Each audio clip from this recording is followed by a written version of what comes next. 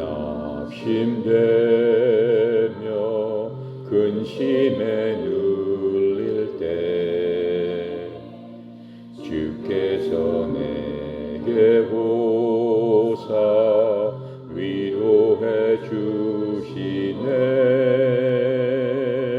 가는 길 캄캄하고 괴로움 많으나 주께서 함께하며 내 짐을 지시네. 그 은혜가 내게 족하네. 그 은혜가 족하네. 이 괴로운 세상 지날 때 그 은혜가 족하네. 희망이 사라지고 친구 날 버릴 때 주 내게 속삭이며 새 희망 주시네. 사랑이 맹렬하여 두려워 떨 때에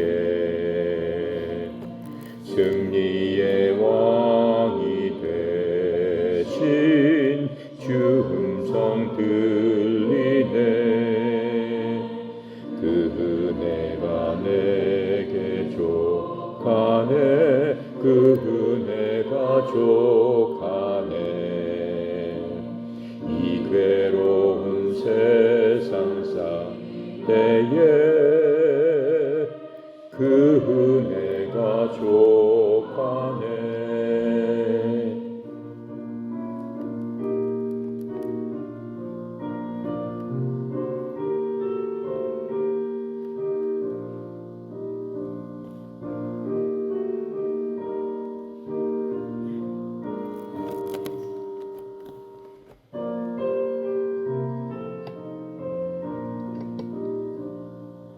범민이 가득하고 눈물이 흐를 때 주 나의 곁에 오사 위로해 주시네. 환난이 닥쳐와서 어려움 당할 때 주님의 능력이 원수를 이기네. 그 은혜가 내게 족하네. 그 은혜가 족하네. 이 괴로운 세상 지날 때 그 은혜가 족하네. 아멘. 지난 시간에 이어서 지난 시간 우리 로마서 3장 18절까지 했죠? 네. 오늘 3장 19절부터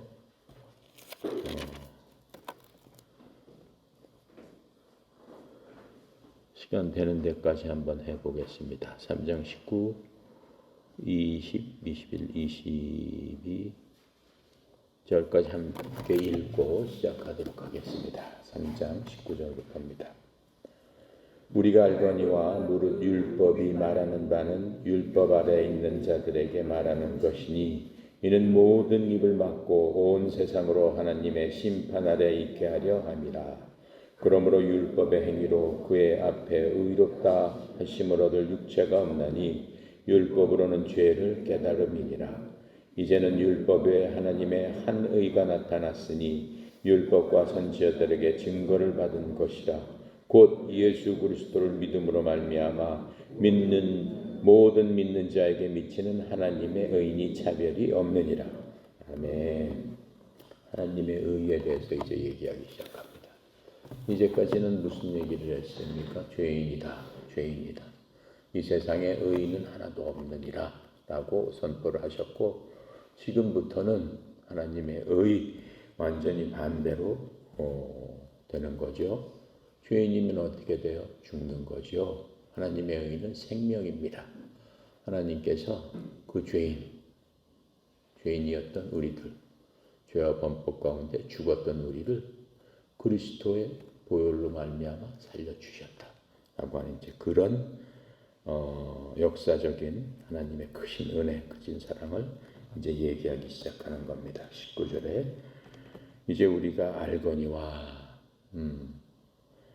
율법이 어떤 것을 말하든지 그것은 율법 아래 있는 자에게 말하는 것이다 라고 얘기를 하고 있습니다. 이것은 모든 입을 막아서 온 세상이 하나님 앞에서 어떻게 되려고 하는 거예요. 율법은 죄인이다. 너네들은 죄인이다. 죄가 있다 라고 하는 것들을 알게 하려고 율법을 주셨다라고 지금 말씀하고 있습니다. 지금 우리가 쭉 13절부터 18절까지 쭉 얘기할 적에 죄인된 그러한 사람들의 행실, 즉 옛날 우리 옛 본성을 가진 사람들의 태도에 대해서 구약의 말씀을 인용해서 우리에게 쭉 얘기를 했죠. 그렇게 얘기를 하면서 한 가지 결론, 즉 뭡니까? 모든 세상 사람들은 하나님 앞에서 죄가 있다. 유죄다. 심판받아야 된다라고 하는 사실입니다. 이러한 결론을 갖고 예를 들어서 성선설 순자가 했죠. 중국의 순자는 사람은 원래 착합니다. 이렇게 얘기했던 그 순자 같은 사람은 논쟁을 할 수 있겠죠. 왜 그러냐? 사람은 착한데 라고 이렇게 논쟁할 사람들도 있겠지만 그 논쟁은 무의미하다라고 하는 것들을 우리가 로마서 시작하면서 1, 2, 3장을 통해서 쭉 봐왔습니다. 모든 사람들이 즉 유대인과 이방인을 포함한 모든 사람들은 한 사람도 예외 없이 죄인이다라고 하는 거죠. 유대인들은 뭘로 통해서 죄인임을 스스로 깨달았습니까? 자신들이 자랑하는 율법, 하나님이 주신 그 율법을 통해서 죽을 수밖에 없는 죄인으로서 심판을 받을 수밖에 없구나 라고 하는 것을 깨닫게 되는 거고, 이방인들, 우리는 율법을 받지 않았습니다. 여러분이나 나 같은 그러한 이방인들은 우리 속에 있는 양심의 그 소리를 듣고 나는 정말 내 양심대로 살지 못하는 죄인이구나. 양심대로 살지 못하면 죄인이죠. 양심이 나 스스로를 심판하는구나 라고 하는 것을 깨달으라 라고 하고 있습니다. 또 하나님 안 계신 것, 그런 것들, 하나님을 무시했던 것, 하나님을 찾지 않았던 것, 그런 것들은 하나님께서 율법이 아니더라도 세상 창조물을 보고 깨달을 수밖에 없지 않느냐라고 하는 거예요. 그렇죠? 그래서 이런 세상 창조물, 또 우리 양심을 통해서 우리 이방인들은 우리가 죄인이구나라고 하는 것들을 반박할 수 없는 거죠. 자, 20절입니다. 그러므로 율법의 행위로 그의 앞에 의롭다 하심을 얻을 육체가 없다. 율법의 행위로는 어떤 육체도 하나님의 눈앞에 의롭게 될 수 없나니 율법으로는 죄를 깨닫게 할 뿐이니라. 율법의 역할은 뭐라고 했습니까? 거울이라고 했습니다. 거울을 왜? 여러분 맨날 거울 보잖아요. 거울 볼 수밖에 없잖아요. 오늘도 여러분 거울 여러 번 봤을 거 아니에요. 뭘 깨닫게 하기 위해서? 내 잘못된 것이 무엇인가를 깨닫게 하기 위해서 거울을 보는 거죠. 거울을 보면 거울이 우리를 고쳐줍니까? 잘못된 부분을? 아니죠. 고칠 수 없다라고 하는 거예요. 오직 너는 이게 잘못됐어. 그것을 깨달을 뿐이다라고 하는 거죠. 율법은 바로 그런 역할을 하고 있다라고 하는 겁니다. 여기서 그러므로라고 하면서 나오고 있죠. 율법의 행위로니 그러므로라는 말씀은 모든 사람은 왜 유죄인가라고 하는 이유를 우리한테 알려줬기 때문에 그렇죠. 그러므로 이러면 이러하고 너희들은 이렇고 여태까지 쭉 얘기를 해줬잖아요. 결론적으로 그러므로 어떤 육체도 어떠한 사람도 하나님 눈을 어떻게 해요? 감동시킬 수 없다라고 하는 겁니다. 하나님 눈에 의롭게 될 수 없고 율법을 지킬 수 없기 때문에 어때요? 도저히 너희들은 율법을 지킬 수 없다라고 하는 거예요. 없기 때문에 어떻게 된다는 거예요? 죄인일 수밖에 없다. 그렇죠? 이러한 불가능이 사람들이 자신이 죄인임을 알게 하는 하나의 방법이었습니다. 율법과 이방인을 위한 양심과 창조세계를 통해서 네 스스로 깨닫고 알아야 된다라고 지금 얘기하고 있는 겁니다. 사람들은 율법을 지키려고 노력을 했죠. 유대인들 엄청 노력을 했습니다. 하지만 한 사람도 그 율법을 지킨 사람은 없다라고 지금 말씀하고 있습니다. 그렇다면 어떻게 해요? 하나님 도와주세요 라고 할 수밖에 없는 지경에 처하지 않았느냐라고 하는 거예요. 이스라엘 유대인들은 유대인대로, 또 이방인은 이방인대로, 우리는 우리대로 우리 자신을 깨달으면 알면 알수록 뭐 할 수밖에 없어요? 하나님 도와주세요 라고 할 수밖에 없다라고 하는 거죠. 자, 그래서 하나님께서는 이젠 율법 말고 양심 말고 다른 방법으로 구출할 수밖에 없는 거죠. 전부 다 우리는 죽음의 구덩이 안에 들어가 있기 때문에. 자, 율법을 만드신 목적에 대해서 하나님께서 디모데 전서에서 이렇게 알려주고 있어요. 디모데전서 1장 9절부터 10절에 보면은 율법은 왜 만들어 주셨는가 라고 하는 것들을 설명을 하고 있습니다. 이것을 알라. 곧 율법은 의로운 사람으로 인해 만들어지지 아니했고 오직 법을 무시하는 자와 불순종하는 자와 경건치 아니한 자와 죄인과 거룩하지 아니한 자와 속된 자와 아버지를 죽이는 자와 어머니를 죽이는 자와 사람을 죽이는 자와 음행을 일삼는 자와 남자와 더불어 자기를 더럽히는 자와 사람을 납치하는 자와 거짓말하는 자와 위증하는 자와 그 밖에 무엇이든지 건전한 교리에 역행하는 것으로 인해 만들어졌느니라. 그게 율법의 목적이다라고 하는 거예요. 율법은. 그렇죠? 네. 그 다음에 그렇다면 율법은 그런 사람들을 위해서 만들어졌는데 그럼 율법이 하는 일은 무엇일까?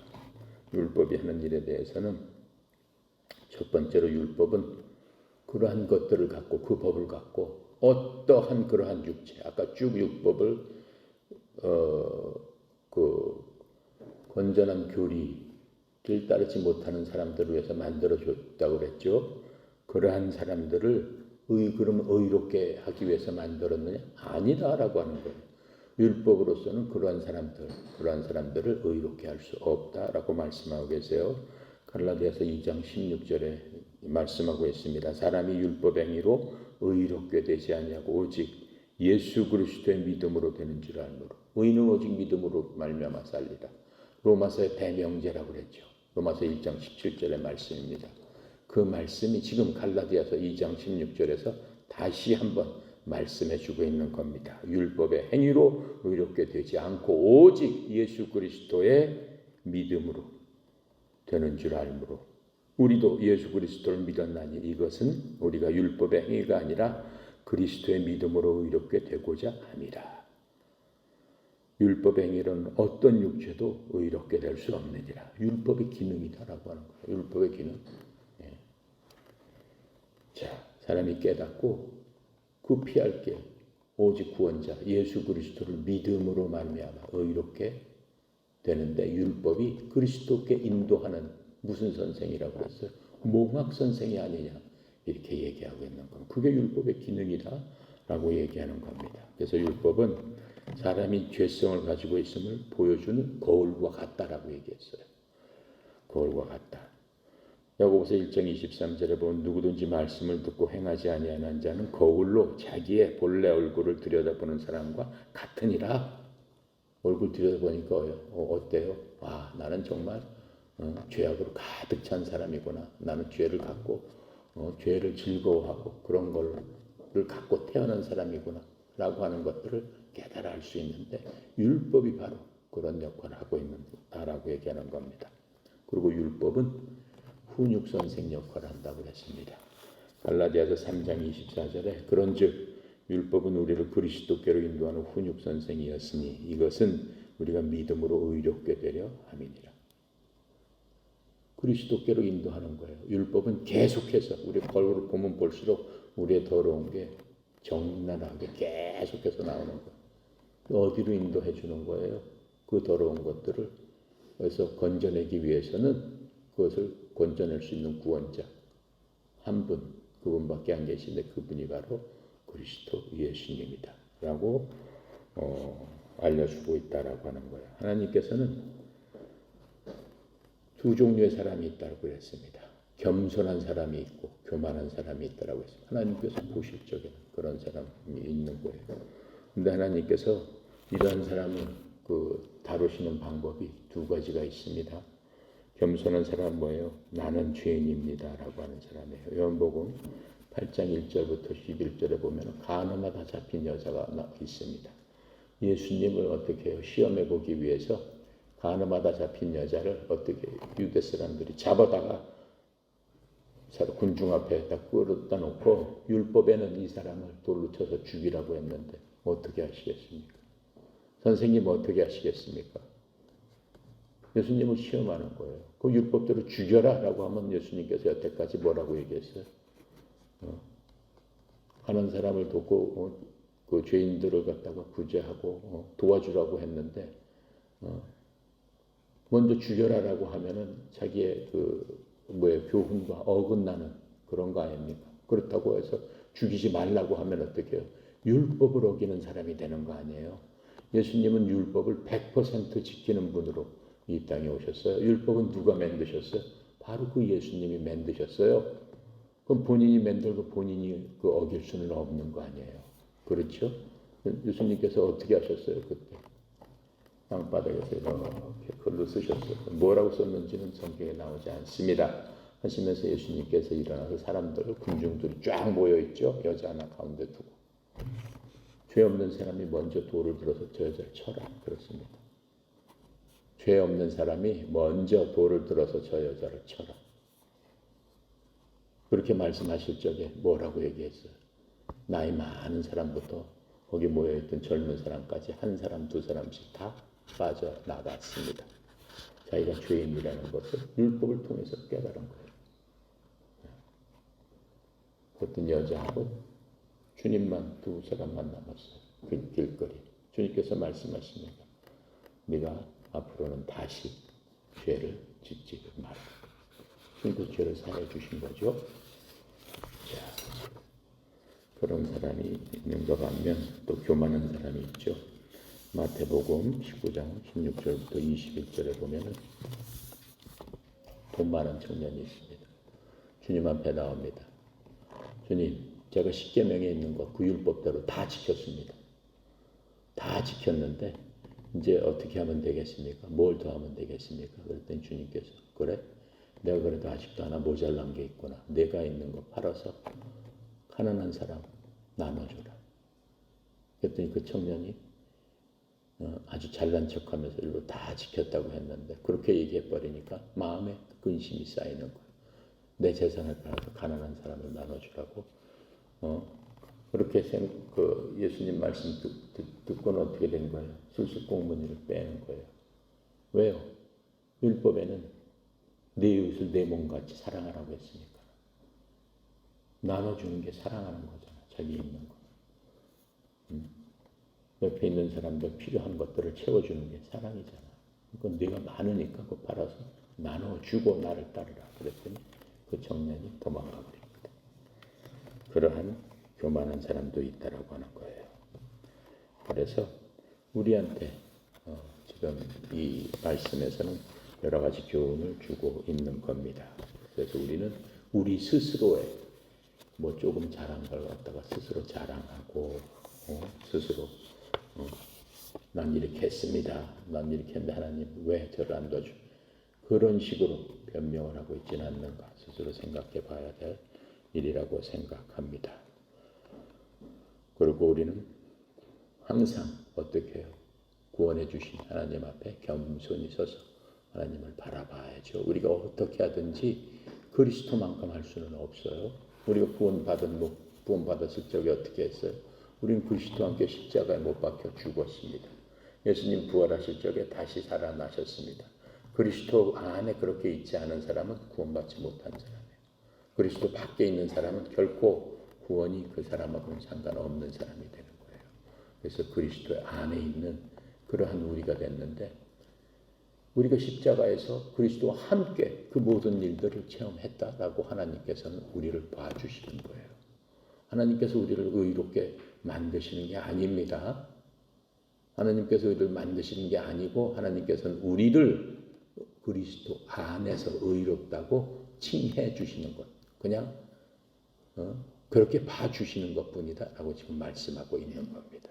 그래서 우리는 그리스도를 믿지만 만약 우리를 의롭게 만드셨다면 거의 어떻게 돼야 돼요? 예수님 수준으로 돼야죠. 근데 그렇게는 아니다라고 하는 거예요. 계속 우리가 예수를 믿으면서 어떻게 돼가는 거예요? 그리스도를 닮아가려고 매일매일의 삶에서 노력을 하는 거죠.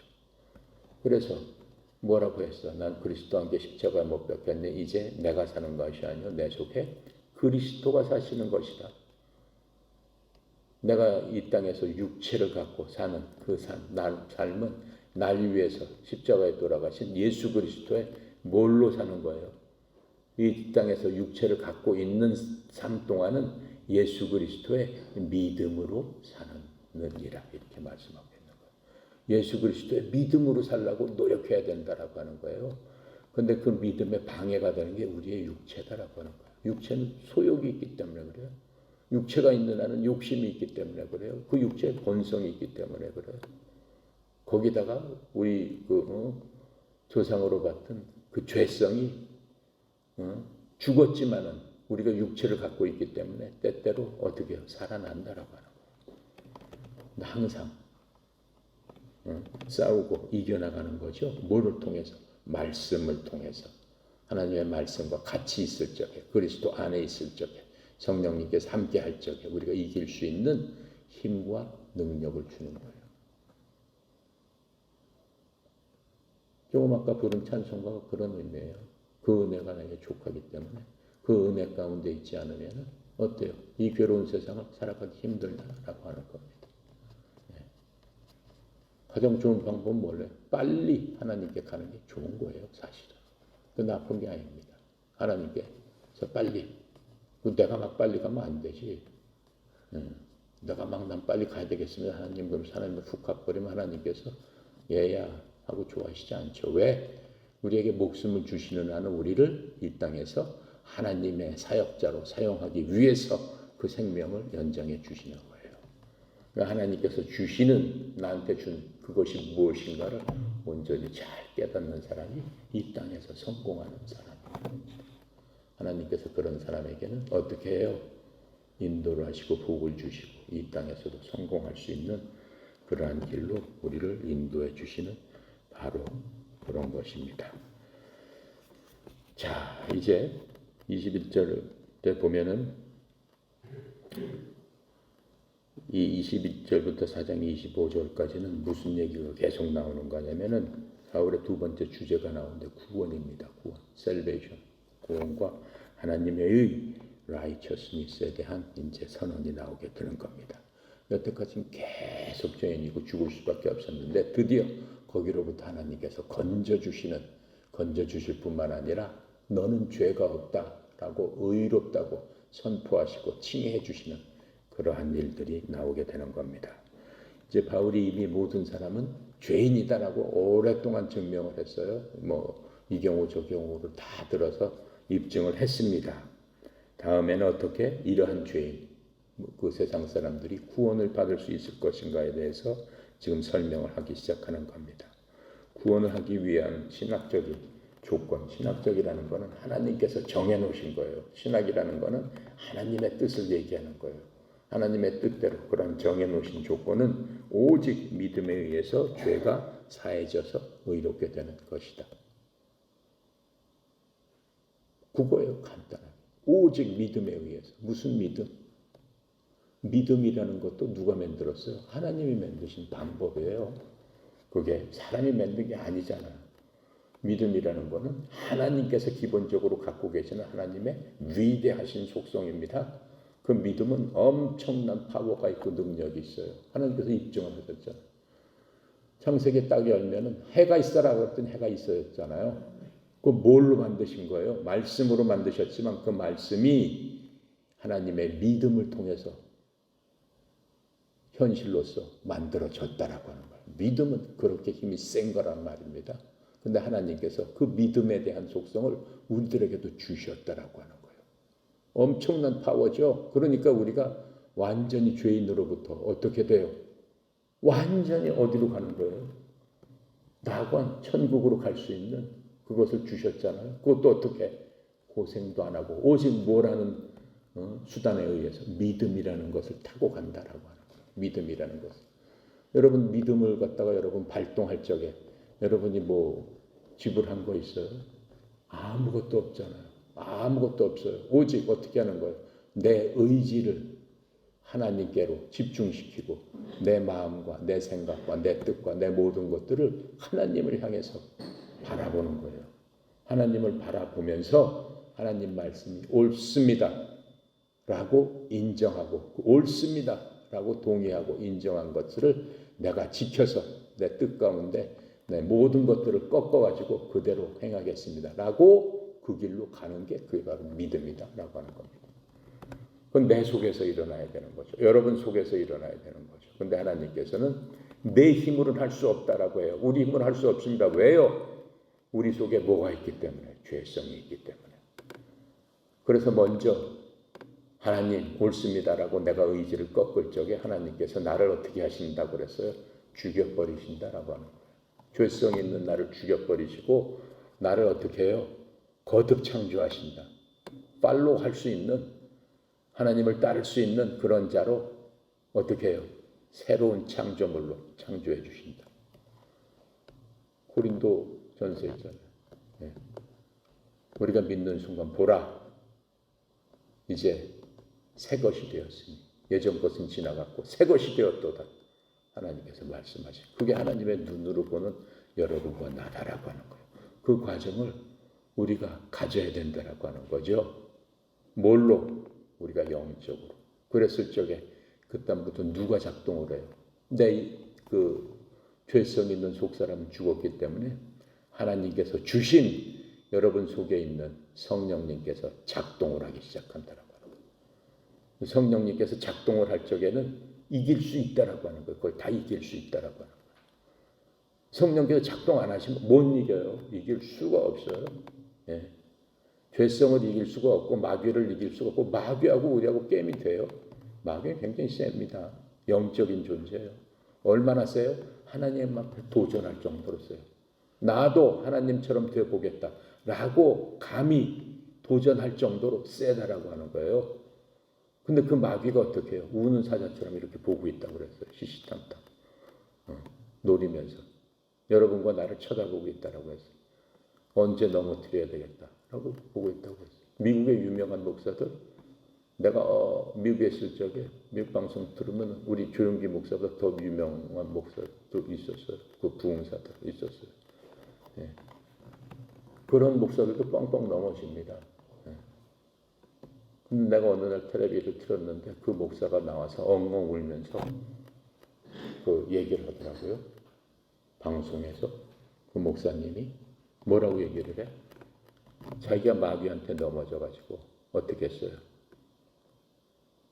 창녀하고 간음을 저질렀습니다. 라고 하면서 방송 시간에 고백을 하는 거예요. 예. 그렇게 고백을 해도 위대한 목사인 거죠. 그래도 예. 그렇게 고백하고 저를 용서해 주십시오, 하나님. 그러면서 나는 그런 사람입니다. 라고 그렇게 고백을 하더라고요. 내가 그때 30대 초인가 20대 말에 미국 방송에서 봤으니까. 근데 그 사람은 몰락했어요. 그래서 사람들한테 다시 힘을 얻고 자기 죄를 용서받고 했는데 또 그랬어요. 또 그랬는데 그건 이제 다른 사람에 의해서 발각이 돼버렸어요. 그래서 그 사람은 하나님의 사역을 못하게 됐죠. 그 정도로 수백만의 그 저기를 갖고 있었던 사람이 엄청난 그 큰 교회를 갖고 있었고 신학교도 갖고 있었고 했던 사람인데 그 사람 어떻게 해요? 마귀가 그 사람 구원 받은 사람이죠. 구원 못 받으면 천국을 못 갖고 한 사람은 아니에요. 구원 받은 사람이죠. 그래도 마귀가 어떻게 해요? 휘시참탐 노리면서 쓰러뜨리려고 결국은 해가지고 그 사람 쓰러뜨려 버렸잖아요. 구원 받은 사람들한테 설교 못 하잖아요. 그런다라면 우리가 어떻게 이겨야 되겠느냐라고. 어떻게 이길 수 있느냐. 이길 수 있다라고 하는 거죠. 우리나라도 뭐 엄청 많이 쓰러졌잖아요. 큰 목사들. 자, 그러니까는 이 죄를 사해 주셔서 의롭게 되는 것. 그거를 justification, 칭의라고 하는 거예요. 칭의. 우리가 예수 믿고 구원받기 시작하면 가장 먼저 하나님께서 우리를 상대해 주시는데 상대해 줄 수 있는 그 방법은 하나님하고 나 사이에 막혀져 있어요. 뭐가? 죄 때문에. 하나님께서 죄인들의 아무리 부르짖어도 듣지도 않습니다. 들을 수도 없습니다. 뭐로 인해서? 죄가 가로막고 있기 때문에 그 모든 것들이 백날 기도해봤자 소용이 없어요. 듣지도 않는데 뭘 기도를 뭐 하려고 해요. 먼저 어떻게 해요? 죄를 회개하고 하나님 앞에 어떻게 해요? 내가 죄인임을 먼저 회개하고 날 구원해 주세요라고 한 그 구원자 예수 그리스도를 믿음으로 말미암아 그 죄가 없어지면서 하나님께서 우리를 의롭다. 죄가 없으면 무조건 의로운 거죠. 의롭다라고 봐주셨을 적에 의롭다라고 말씀을 해주셨을 적에 그때 우리는 하나님과 화목하게 되면서 모든 일들이 형통하게 된다라고 하는 겁니다. 그래서 죄를 사하여 그 다음에 주를 주어서 우리가 의롭게 되는 것은 하나님께서 하시는 일이죠. 누가 할 수가 없습니다. 이 일을 어떻게 하시는 거예요? 하나님께서 이 일을 위해서 예수 그리스도께서 십자가에서 끝마치신 일, 모든 사람의 죄를 담당하고 모든 사람의 죄를 다 갖고 그 죄의 값으로 어떻게 된 거예요? 십자가에서 피 흘려 돌아가신 거잖아요. 누구를 향해서? 그건 하나님을 향해서 한 거예요. 누가 죄의 값은 사망이다라고 얘기를 했잖아요. 그러니까 죄의 값은 사망 이외에는 어떻게 할 수가 없어요. 죄를 없앨 수가 없어요. 그게 하나님의 법이니까 하나님은 법대로만 해요. 본인이 얘기한 거를 바꾸지 않는단 말이에요. 그러니까 그것을 만족시키기 위해서 하나님께서 죄 없는 예전에는 양이나 염소나 뭐 이런 것들을 갖다 바치라고 그랬는데 그게 완벽하지 않으니까 마지막에 하나님께서 그 모든 것들을 기다리고 기다리시다가 하나님 바로 그때 하나님의 한 분이신 아들 하나님이 이 땅에 오셔가지고 본인들이 만들어 놓은 그 법대로 그대로 죄가 되신 거예요. 그냥 죄 자체가 되신 거다라고. 누가? 예수님이 십자가 상에 계실 적에는 죄덩어리지 하나님이 아니란 말이에요. 피 흘려 돌아가시는 그 순간에는 죄덩어리로서 십자가에서 죄인으로서 그 고통, 죄인이 받아야 되는 고통을 그대로 받으신 거라면 죄인은 그렇게 죽어야 된다라고 하는 거예요. 예수님의 모습대로. 근데 그것을 다 받으셨단 말이에요. 예수님 자체는 죄인은 아니잖아요. 다른 사람의 죄를 짊어지고 내 죄를 짊어지고 여러분들의 죄를 짊어지고 그렇게 돌아가셨다라고 하는 거죠. 그러니까 그것을 우리는 어떻게 해야 된다? 믿어야 된다.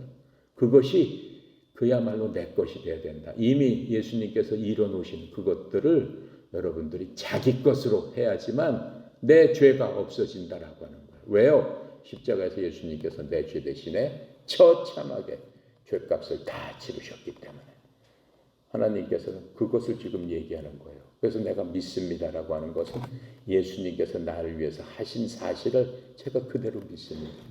라고 고백하고 그것을 받아들이고 그렇죠? 그리고 나는 그렇게 십자가에서 그 정도 되고 예수님 돌아가셨는데 내가 살겠어요? 죽는 거지. 그러니까 예수님 봤을 적에는 하나님께서 우리를 보셨을 적에 뭐라고 하는 거예요? 너 죽은 거구나. 너는 안 보인다라고 하는 거예요. 하나님은 모르시는 거예요. 우리가 그렇게 말씀하셨을 적에. 그 예수님께서 살아나셨을 적에 우리도 같이 살아났다. 뭘로 살아났어? 하나님께서 창조하신 새로운 피조물로 다시 살아났다. 그것을 하나님께서는 의롭다 하신다. 우리를 칭의로 되신다. 죄인을 그냥 칭의로 만드시는 게 아니라니까요. 만드실 수가 없다니까요. 죄인은 죽어야 되는 거지. 그러니까 그리스도 안에서 그 과정을 거쳐야 되는 거기 때문에 우리는 의롭다 칭함을 받기 위해서는 죽어야 되는 거예요. 죽어야 돼. 죽어야 되는 게 뭐예요? 나의 모든 걸 포기하고 오직 예수님을 믿는 게 죽는 거예요. 내가 살아있으면 예수 안 믿는 거죠. 그럼 구원 못 받는 거예요. 지옥 가야 되는 거예요. 예수님께서 당한 그 고통을 당해야 된다라고 하는 거예요. 언제 때? 하나님 앞에 심판하에 섰을 적. 죽음은 누구나 심판하는 앞에 쓴다고 그랬잖아요. 심판 앞에 쓰죠. 그렇게 된다라고 하는 겁니다. 자, 오늘은 거기까지만 하겠습니다. 20절까지만. 다음 시간에 21절부터 하도록 하겠습니다.